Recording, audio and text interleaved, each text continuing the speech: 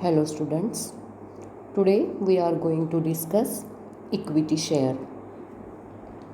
Equity shares are also known as ordinary shares. इनको सामान्य shares भी कहा जाता है. Companies Act defines equity shares as those shares which are not preference shares. The above definition reveals that equity shares do not enjoy preference for dividend and equity shares do not have priority for repayment of capital at the time of winding up of company. So equity shares को सामान्य shares भी कहा जाता है और हर वो shares जो preference shares नहीं हैं उनको इक्विटी शेयर यानी ही सामान्य शेयर माना जाता है. अब प्रेफरेंस शेयर्स यानी क्या, तो ऐसे शेयर्स जिसके वजह से डिविडेंड की प्राथमिकता मिलती है उसको प्रेफरेंस शेयर कहा जाता है. तो इक्विटी शेयर पे डिविडेंड की प्राथमिकता नहीं मिलती है और ना ही इक्विटी शेयर होल्डर वालों का कैपिटल वाइंडिंग अप के टाइम में पहले दिया जाता है. सबसे पहले डिविडेंड प्रेफरेंस शेयर होल्डर वालों को दिया जाता है और उसके बाद इक्विटी शेयर होल्डर वालों को. जब कभी कंपनी अपना कैपिटल वापस करती है तो प्रेफरेंस शेयर होल्डर वालों को पहले उनका पैसा दिया जाता है और उसके बाद इक्विटी शेयर होल्डर वालों को. इसलिए बोला है कि equity share do not enjoy preference for dividend, यानी डिविडेंड हासिल करने में इक्विटी शेयर होल्डर वालों को प्राथमिकता नहीं मिलती है. सेकेंडली बोला है equity shares do not have priority for repayment of capital at the time of winding up of company. साथ ही में इक्विटी शेयर्स को कैपिटल के रीपेमेंट में भी प्राथमिकता नहीं मिलती है, द्वितीय दर्जा उनको दिया जाता है. पहले प्रेफरेंस शेयर होल्डर वालों का कैपिटल वापस किया जाता है और उसके बाद में कंपनी इक्विटी शेयर होल्डर्स वालों का पैसा वापस देती है. Equity shares are fundamental source of financing business activities. Equity share को फंडामेंटल सोर्स यानी मूलभूत स्रोत माना गया है. कंपनी के जितनी भी एक्टिविटीज़ है उसको finance provide majorly mainly primarily equity shares provide करता है. Equity share holders own the company and bear ultimate risk associated with the ownership. Equity share holders company के ओनर्स कहलाते हैं, रियल ओनर्स कहलाते हैं, मालिक कहलाते हैं और मालिकी हक से जुड़ी हुई जितनी भी रिस्क होती है वो सारी रिस्क को वो सहन करते हैं, इसलिए उनको रिस्क बियरर भी कहा जाता है. मालिकाना हक जहाँ पर है वहाँ पर लॉस भी हुआ तो मालिक को सहन करना पड़ता है. नुकसान की भरपाई मालिक को सहन करनी पड़ती है या नुकसान हुआ तो मालिक को उस नुकसान की भरपाई करके देना होता है, नुकसान को सहन करना होता है. तो ये जो रिस्क है नुकसान की ये सहन करना भी मालिक को पड़ता है और इसीलिए इक्विटी शेयर होल्डर्स को रिस्क ओनर भी कहा गया है या रिस्क बियरर भी कहा गया है. रिस्क को सहन करने वाले, लॉस को सहन करने वाले.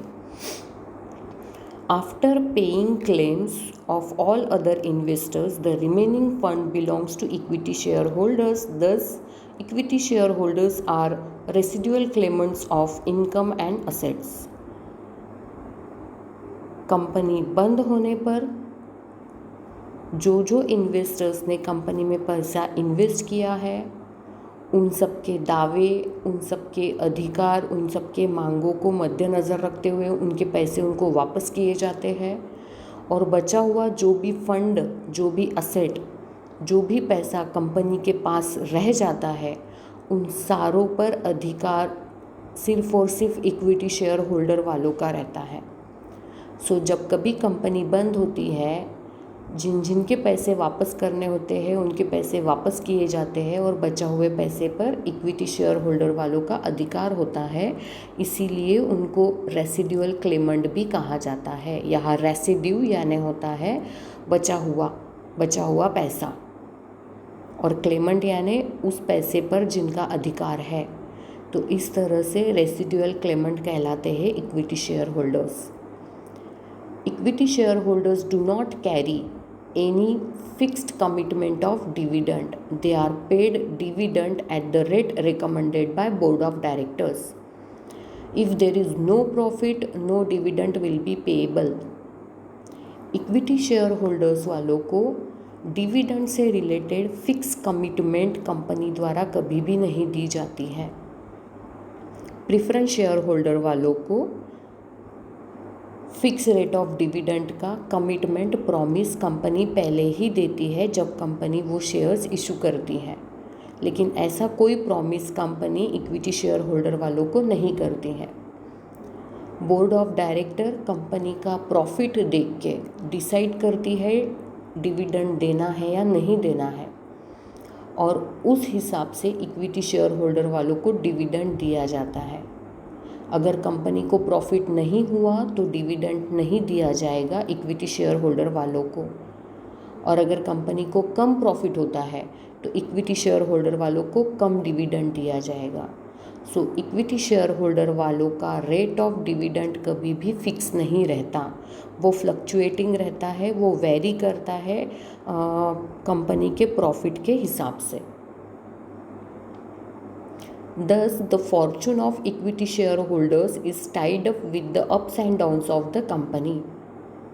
इसीलिए कहा गया है कि इक्विटी शेयर होल्डर वालों का जो फॉर्चून यानी उनका जो भाग्य है वो कंपनी के परफॉर्मेंस पे, कंपनी के प्रॉफिट और लॉस पे डिपेंड करता है। क्योंकि कंपनी अगर अच्छा प्रॉफिट कमाएगी तो कंपनी अच्छा डिविडेंड देगी, और कंपनी अगर अच्छा प्रॉफिट नहीं कमाएगी तो इक्विटी शेयर होल्डर वालों को डिविडेंड नहीं मिलेगा। If company is successful they enjoy great financial rewards, and if company fails the risk falls mainly on them. साथ ही में बोला है कि अगर कंपनी सक्सेसफुल होती है, अच्छा प्रॉफिट कमाती है, तो अच्छा फाइनेंशियल रिवॉर्ड इक्विटी शेयर वालों को मिलेगा, लेकिन अगर कंपनी लॉस में जाती है तो वो सारा लॉस इक्विटी शेयर होल्डर्स वालों को बियर करना पड़ेगा। It is exactly because of this position equity share capital is known as venture capital और रिस्क कैपिटल, और इसी कारण से इक्विटी कैपिटल को, इक्विटी शेयर कैपिटल को वेंचर कैपिटल और रिस्क कैपिटल कहा गया है। The owners of equity shares are real risk bearers. Risk को, लॉस को सहन करने वाले कहलाते हैं इक्विटी शेयर होल्डर्स, इसी कारण से। However, equity shareholders participate in the management of their company. Company के मैनेजमेंट में पार्टिसिपेट करने का राइट इक्विटी शेयर होल्डर वालों को रहता है। They are invited to attend general meetings. They are allowed to vote on all the matters discussed at the general meeting. Equity shareholders company की share holders की general meeting attend कर सकते हैं, और उस मीटिंग में जो मैटर्स डिस्कस किए जाते हैं उसमें पार्टिसिपेट करके वोट करने का पावर, वोट करने का राइट भी इक्विटी शेयर होल्डर्स को रहता है। They elect their representatives to manage the company. Equity shareholders are thus the real owner of the company. अपने रिप्रेजेंटेटिव्स को डायरेक्टर के फॉर्म में इक्विटी शेयर होल्डर्स अपॉइंट करते हैं कंपनी में, कंपनी को मैनेज करने के लिए, और इस तरह से equity share holders indirectly company को मैनेज करते हैं, और इसीलिए उनको रियल ओनर कहा गया है। Now moving forwards towards the features of the equity shareholders, or we can say features of equity shares. There are total 13 to 14 points, and we will discuss one by one. So first feature is permanent capital. Equity shares are irredeemable shares. यहाँ पे irredeemable shares यानी ऐसे shares whose amount or whose money is not refundable by company during its lifetime. Redeemable share उनको कहा जाता है जिसका पैसा कंपनी लाइफ टाइम में नहीं देती है, अपने लाइफ टाइम में, यानी जब तक कंपनी चल रही है तब तक उसका पैसा कंपनी इस्तेमाल करेगी, वापस नहीं देगी। जब कंपनी बंद होगी उसके बाद कंपनी उसका पैसा वापस रिटर्न करेगी, उस शेयर होल्डर का पैसा। सो इस तरह से इक्विटी शेयर का पैसा कंपनी जब तक चल रही है इस्तेमाल करती है, और जब कंपनी बंद हो जाती है तभी उन शेयर होल्डर्स को उनका पैसा वापस मिलता है। सो इस तरह से इक्विटी शेयर का पैसा कंपनी लंबे समय तक, longer period, almost permanently use करती है, और इसीलिए इसको परमानेंट कैपिटल बोला गया है। Next is fluctuating dividend. ये पॉइंट हम ऑलरेडी डिस्कस कर चुके हैं कि प्रेफरेंस शेयर जब कंपनी इशू करती है तो रेट ऑफ डिविडेंड कंपनी तभी डिसाइड कर लेती है, लेकिन इक्विटी शेयर के केस में ऐसी सिचुएशन नहीं होती। उनका रेट ऑफ डिविडेंड पहले से फिक्स नहीं होता है, वो वेरी करता है कंपनी के परफॉर्मेंस पे। अगर कंपनी अच्छा परफॉर्म करती है, अच्छा प्रॉफिट कमाती है, तो इक्विटी शेयर होल्डर्स को अच्छा डिविडेंड मिल सकता है, और अगर कंपनी अच्छा परफॉर्म नहीं करती है, लॉस में अगर जाती है, तो इक्विटी शेयर होल्डर वालों को डिविडेंड कुछ भी नहीं मिलेगा। तो बोर्ड ऑफ डायरेक्टर्स कंपनी के परफॉर्मेंस को देखकर रेट डिसाइड करते हैं, और इसीलिए इक्विटी शेयर होल्डर वालों के डिविडेंड का रेट फ्लक्चुएटिंग यानी बार बार चेंज होने वाला, वेरी करने वाला होता है। ये प्री डिटरमाइन नहीं होता है, अनसर्टन एंड इर्रेगुलर नेचर का होता है। Next point is rights. Equity share holder enjoy certain rights. जैसे कि मैंने बताया, इक्विटी शेयर होल्डर्स वाले जनरल मीटिंग अटेंड करते हैं, कंपनी के मैनेजमेंट में पार्टिसिपेट करते हैं, सो इसलिए उनको वोटिंग राइट भी रहता है।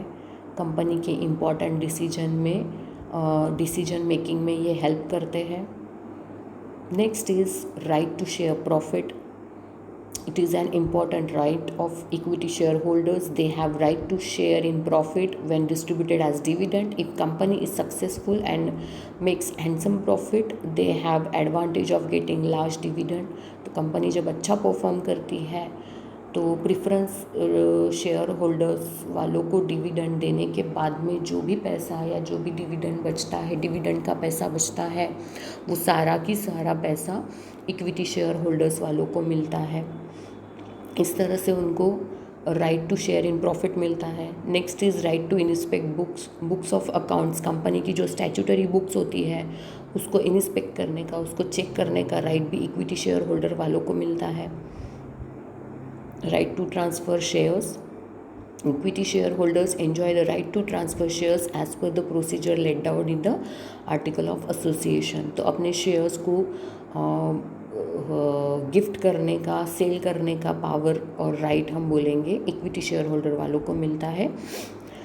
Next is no preferential right. Next feature, equity share holders do not enjoy preferential right in respect of payment of dividend.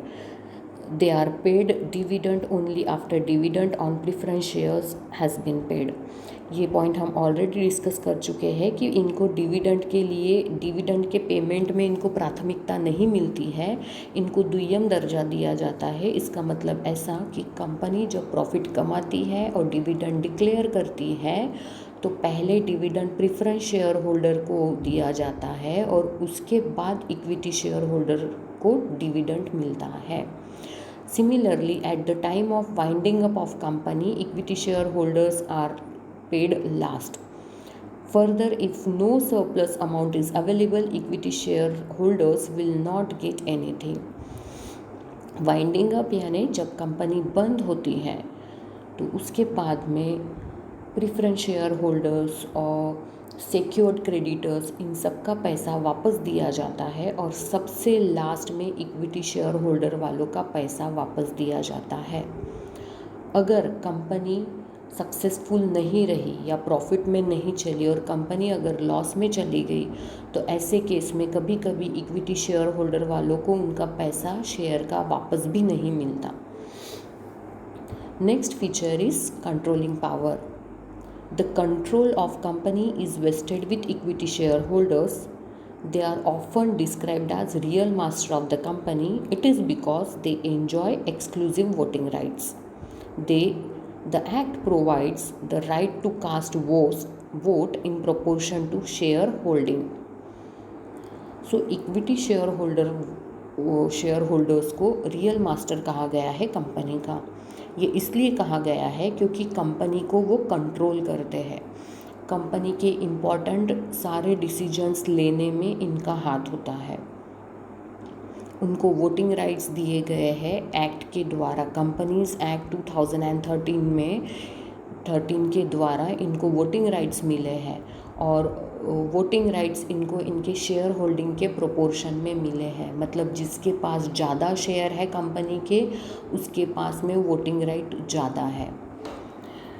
सो इस तरह से जिसके पास ज़्यादा शेयर होल्डिंग है उसके पास में कंपनी के ज़्यादा वोटिंग पावर है, मतलब ही उसके पास कंपनी का ज़्यादा कंट्रोलिंग पावर है। They can exercise their voting right by proxies without even attending meetings in person. और ये वोटिंग राइट वो प्रॉक्सी के थ्रू भी एक्सरसाइज कर सकते हैं।